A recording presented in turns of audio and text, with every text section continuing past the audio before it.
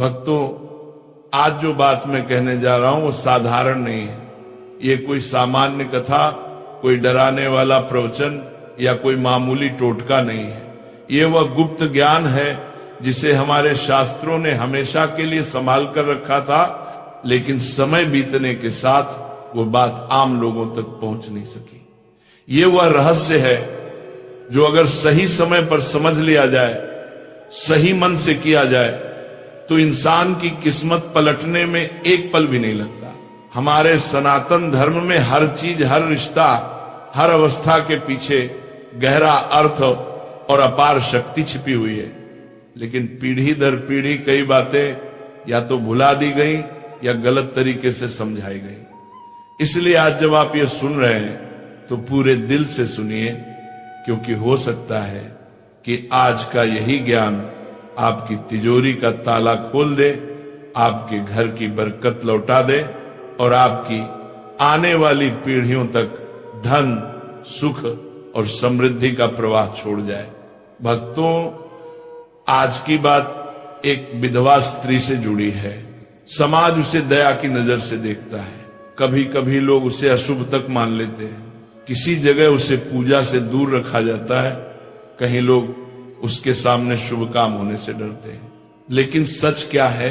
सच ये है कि जिस स्त्री ने अपने पति को खो दिया, जिसने अपना सुहाग खो दिया, जिसने अपनी दुनिया खो दी, वह दुनिया की सबसे शक्तिशाली आत्माओं में से एक बन जाती है।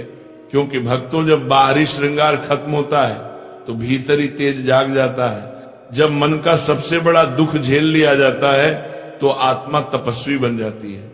जब जीवन की सबसे भारी परीक्षा दे दी जाती है तो भीतर ऐसी ऊर्जा पैदा होती है जो किसी साधु, किसी ऋषि, किसी योगी से कम नहीं रहती। भक्तों, हम में से कई लोग लक्ष्मी को प्रसन्न करने के लिए सोना, चांदी, बड़े अनुष्ठान, महंगे दान, इन सब की तरफ दौड़ते हैं, लेकिन हम भूल जाते हैं ईश्वर दिखावे से नहीं, भावना से प्रसन्न होता ये है। माता लक्ष्मी सोने से नहीं, पवित्र मन और कर्म से आकर्षित होती है। और सबसे बड़ा सत्य, जहां एक तपस्वी आत्मा का आशीर्वाद मिलता है वहां कभी दरिद्रता टिक नहीं सकती। और एक विधवा स्त्री, वो तपस्वी नहीं, चलती फिरती तपस्या है। वह त्याग की मूर्ति है, वह दुख से शुद्ध हुई आत्मा है। वह ईश्वर के सबसे करीब खड़ी होती है, क्योंकि जिसने संसार में सब खो दिया उसे ईश्वर ही सहारा देता है। इसलिए भक्तों, अगर किसी व्यक्ति के जीवन में धन की कमी हो, कर्ज न उतर रहा हो, दुकान न चल रही हो, नौकरी अटक गई हो, घर में बरकत न टिक रही हो, चाहे कितनी मेहनत करो लेकिन किस्मत साथ न दे रही हो, तो इसका समाधान पैसे, पूजा, अनुष्ठान या भागदौड़ में नहीं, एक तपस्वी आत्मा की कृपा में छिपा है। अब प्रश्न उठता है, ऐसी स्त्री से क्या मांगना चाहिए? धन, कपड़े, खाना, उपहार? नहीं भक्तों, इनके बदले आपको बस क्षणिक चीजें मिलेंगी। 2 दिन फायदा होगा, फिर वही दशा लौट आएगी।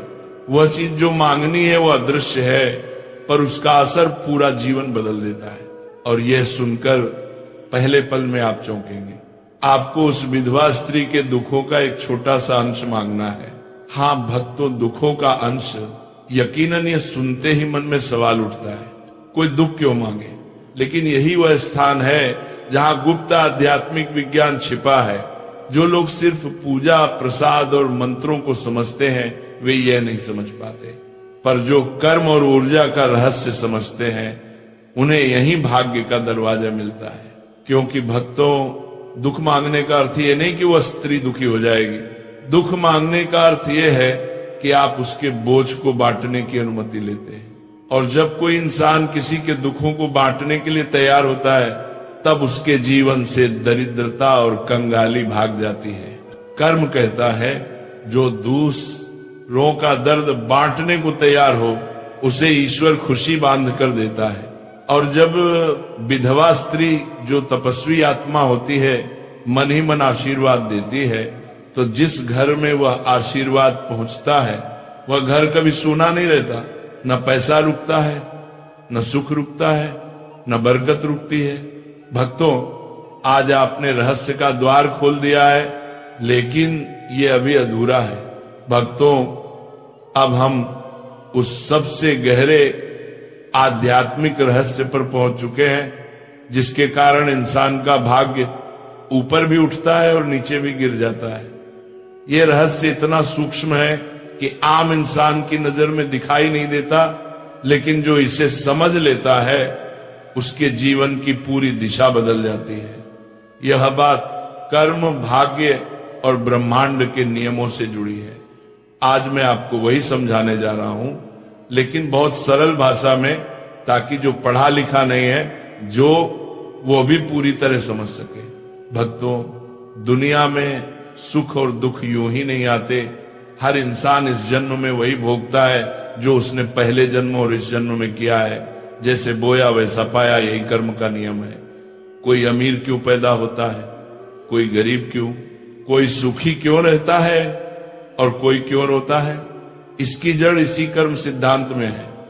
हर दुख, हर समस्या, हर गरीबी सब किसी न किसी पुराने कर्म का फल है। इसी तरह जो व्यक्ति बहुत खुश, सुरक्षित या समृद्ध रहता है, वह भी अपने पिछले शुभ कर्मों का फल भोग रहा होता है। अब भक्तों, सोचिए, जब किसी स्त्री का पति उसके जीवन से चला जाता है, जब उसका सुहाग छिन्न जाता है, जब उसका संसार बिखर जाता है, तो वह कैसा दुख होता है। यह दुख सामान्य इंसान की समझ से बाहर है। यह दुख इतना बड़ा होता है कि उसके पिछले जन्मों के बहुत से बुरे कर्म एक साथ जलकर राख हो जाते हैं। वह दुख जैसे आग बनकर उसकी आत्मा को तपाता है, और वह स्त्री उस आग से गुजरकर सोने जैसे शुद्ध दिल वाली बन आती है।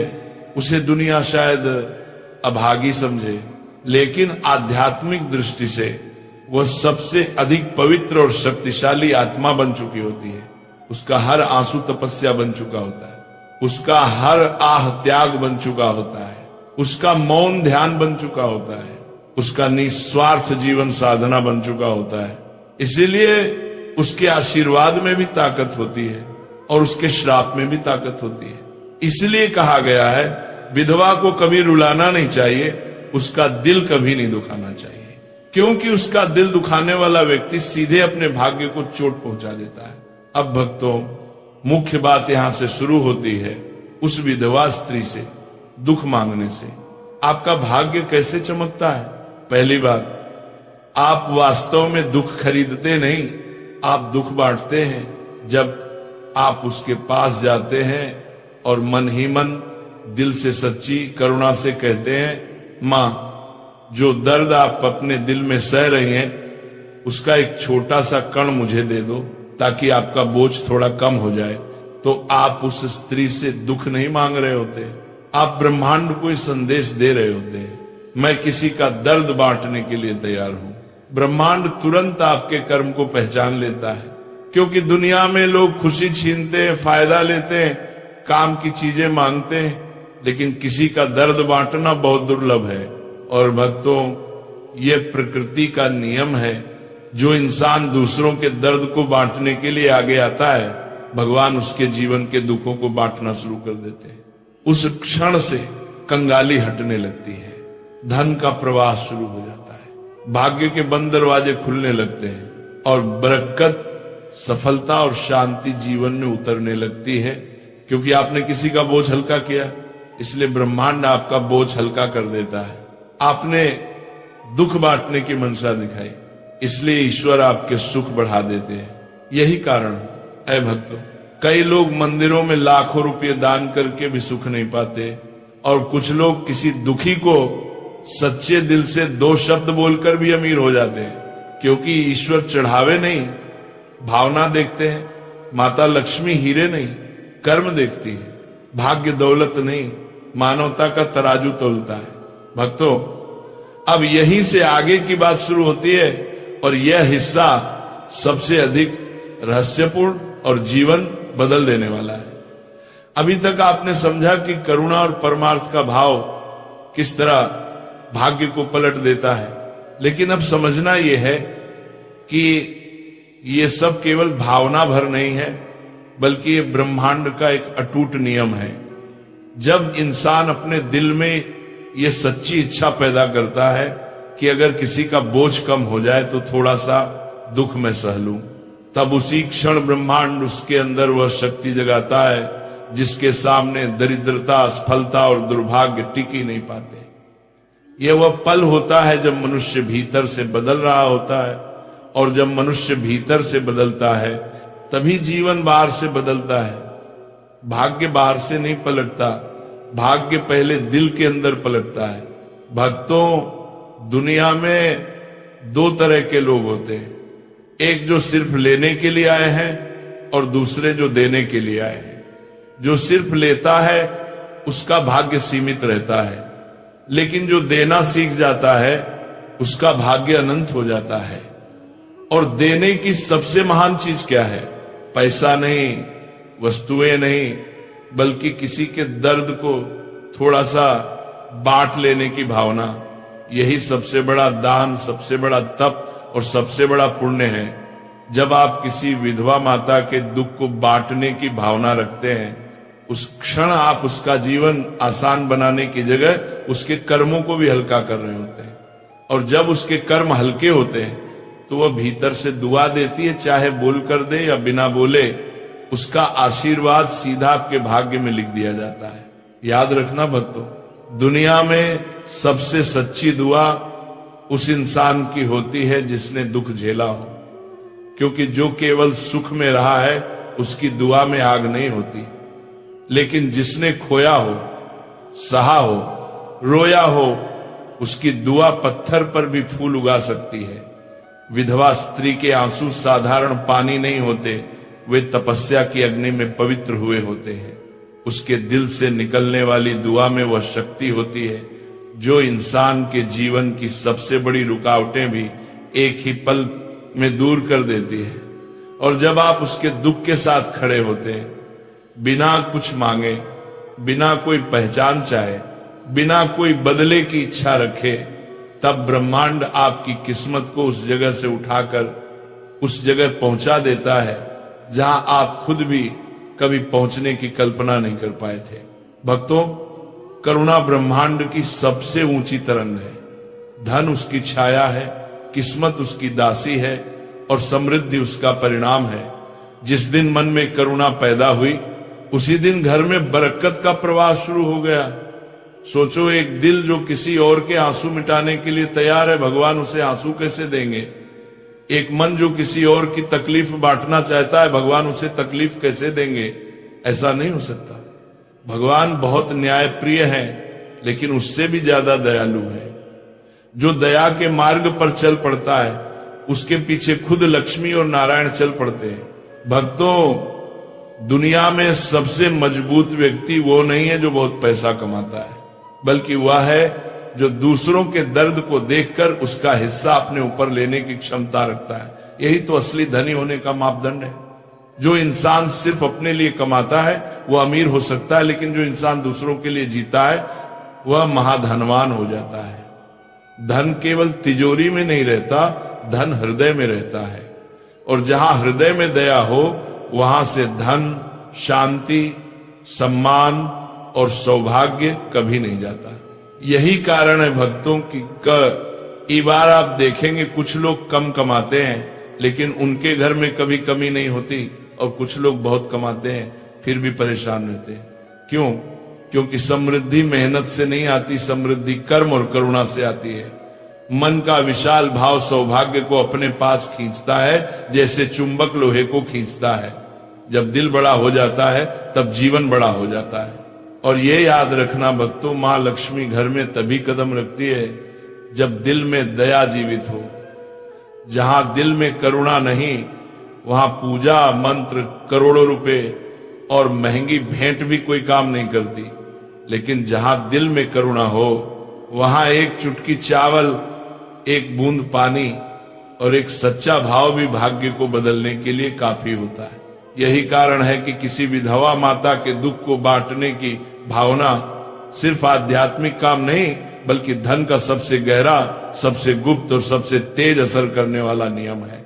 क्योंकि दुख बांटने वाला कभी दुखी नहीं रहता और दूसरों के आंसू पोंछने वाला कभी कंगाल नहीं रहता। जिस दिन आपके दिल में ये भावना जाग गई, समझ लेना भाग्य आपके लिए दौड़ना शुरू कर चुका है।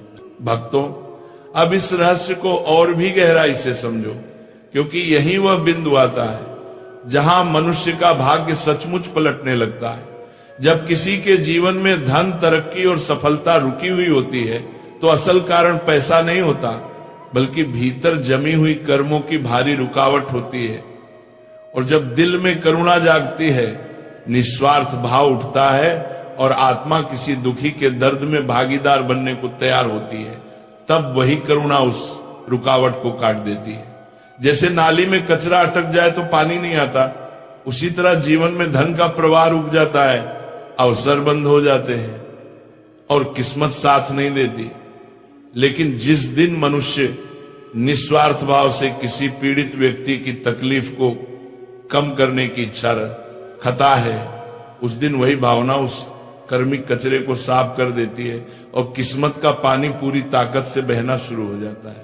भक्तों, बहुतों के मन में सवाल आता है, क्या हमें जाकर विधवा माता से सीधे ये कह देना है कि आपका दुख मुझे दे दीजिए? बिल्कुल नहीं। ऐसा कहना उनकी आत्मा को दुख देगा और ये पूरी साधना व्यर्थ हो जाएगी। ये एक गुप्त क्रिया है, एक मौन साधना, जिसे बिना बताए, बिना जताए, बिना पहचान चाहे करना होता है। इस साधना का पहला नियम है भाव शुद्ध होना चाहिए। अगर मन में ये लालच हो कि चलो ये उपाय करके देखता हूं, अमीर बन जाऊं, करोड़पति बन जाऊं, तो ये कभी काम नहीं करेगा। यहां पैसा पाने की चाह नहीं चलती, यहां दिल की सफाई चलती है।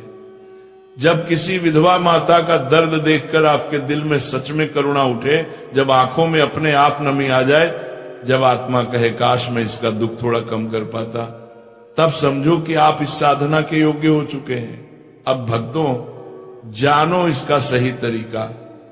अपने आसपास किसी ऐसी विधवा माता को पहचानो जो आर्थिक रूप से संघर्ष कर रही हो, या बहुत सीधी, सच्ची और धार्मिक हो, या जिसने जीवन में बहुत दुख झेला हो। ये कोई आपकी रिश्तेदार हो सकती है, पड़ोस में रहने वाली, गांव की कोई माता, या वह जो किसी मंदिर में आती जाती हो। बस इतना ध्यान रहे, उनके लिए आपके दिल में सच्चा सम्मान होना चाहिए। इसके बाद अगला चरण है गुप्त मदद। यही साधना का मूल है। आपको ऐसा दान या सहायता करनी है जिससे उन्हें कभी पता न चले कि किसने मदद की है। जैसे उनके दरवाजे पर चुपके से राशन रखवा देना, किसी और के हाथ से कुछ पैसे भिजवा देना, बच्चों की पढ़ाई का खर्च गुप्त रूप से उठाना, सर्दी में कंबल या कपड़े देना, लेकिन बिना नाम बताए किसी शुभ अवसर पर मिठाई या फल भेज देना, पर पहचान उजागर न हो।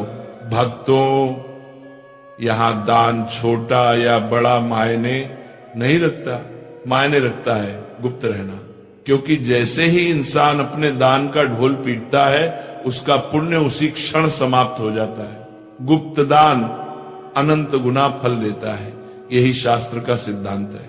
अब सबसे महत्वपूर्ण क्षण आता है, वह आंतरिक प्रार्थना।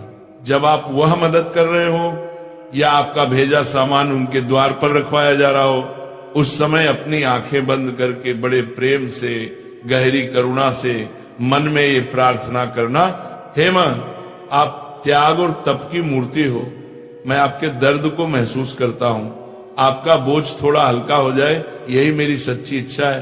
अपने दुखों में से एक छोटा सा कण मुझे दे दीजिए, मैं उसे सौभाग्य मानकर अपने जीवन में स्वीकार करता हूं, ताकि आपका बोझ कम हो और मेरे जीवन से कंगाली हमेशा के लिए समाप्त हो जाए।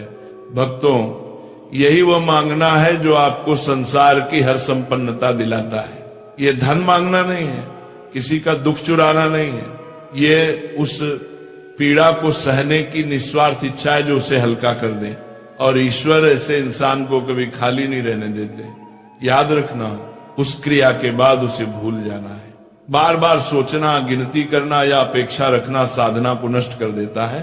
बीज बोने के बाद खेत को खोद खोद कर नहीं देखते, धैर्य रखकर फूल बनने देते हैं। ठीक वैसा ही फल समय पर अपने आप आएगा। भक्तों, ये कोई साधारण उपाय नहीं, ये भाग्य बदलने वाली साधना है। और जिस दिन ये साधना सही भाव से कर ली जाती है, उसी दिन दरिद्रता का नक्षत्र टूट जाता है और धन समृद्धि घर का रास्ता ढूंढने लगती है।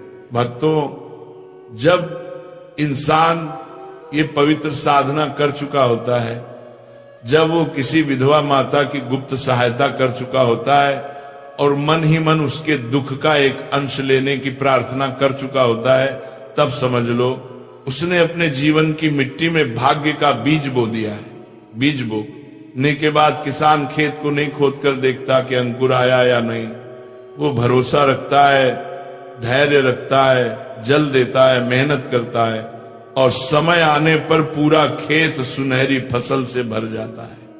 ठीक वैसे ही भक्तों, आपने कर्म का बीज बो दिया है, अब उसे समय दो, विश्वास दो और श्रद्धा दो।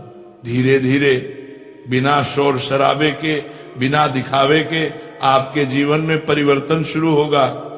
जो काम सालों से अटके पड़े थे, अचानक होने लगेंगे।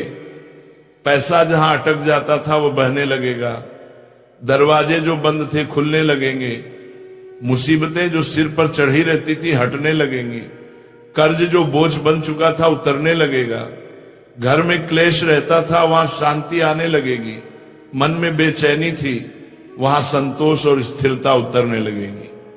आप खुद महसूस करेंगे कि कोई अदृश्य शक्ति आपका साथ दे रही है। और भक्तों, ध्यान से सुनो, ये शक्ति किसी इंसान की नहीं, ये शक्ति उस पुण्य की है जो आपने कमाया है।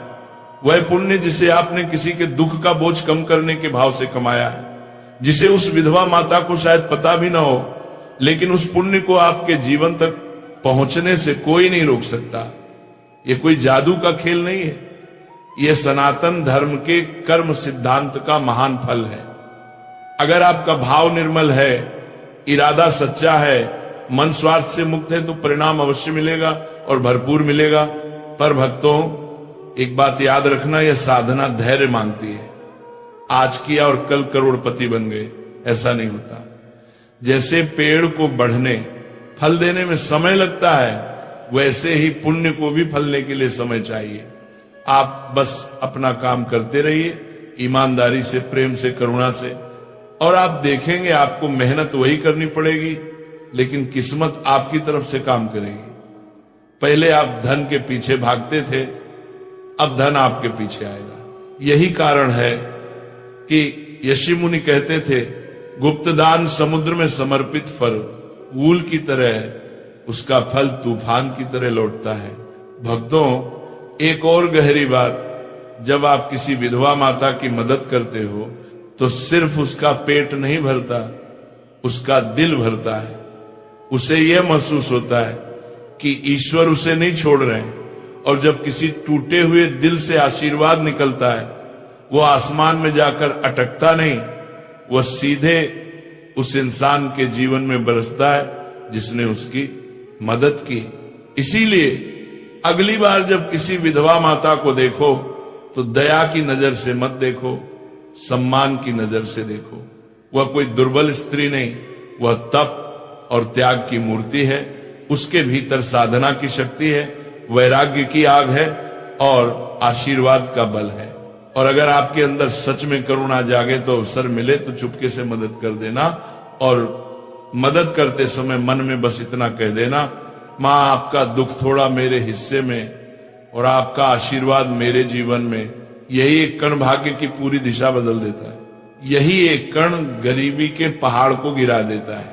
यही एक कण जीवन को सुख, शांति और समृद्धि से भर देता है। ये कोई साधारण ज्ञान नहीं, ये उन रहस्यों में से एक है जो पीढ़ियों में सिर्फ कुछ ही लोगों को मिलता है। इसे अपने जीवन में उतारो और देखो कैसे किस्मत खुद दरवाजा खटखटाती है। यही सत्य है, यही धर्म है, यही कर्म का गूढ़ सिद्धांत है। अब बस दिल से कहो, राधे राधे, कृष्ण कन्हैया लाल की जय।